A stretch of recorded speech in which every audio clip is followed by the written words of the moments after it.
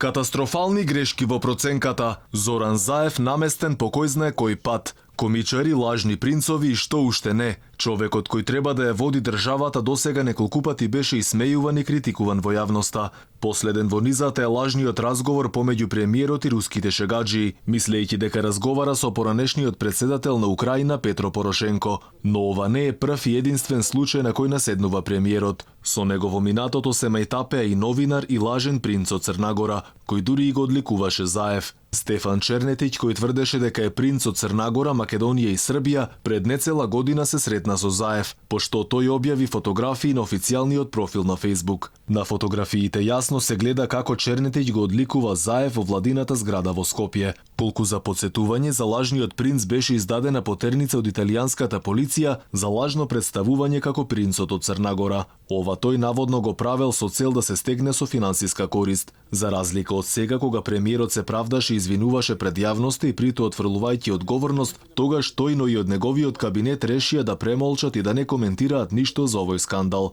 И тогаш, како и сега, очигледен е пропустот на протоколот кој не проверил со кого и како се среќава премиерот, но и пред се кого прима во неговиот кабинет. Инаку Стефан Чернетиќ, кој беше сам прогласен за принц, покрај македонскиот премиер успеал да измами и градоначалници, свештени лица и кралеви, а една од жртвите била и глумицата Памела Андерсон. Инаку македонскиот премиер беше насамарен и во 2012 година. Тогаш во телефонски разговор помеѓу Зоран Заев и новинар на Нетпрес, кој се представува како председател на СДММ од Крива Паланка, наголемо се исмејувал со Заев, кој тогаш беше градоначалник на Струмица.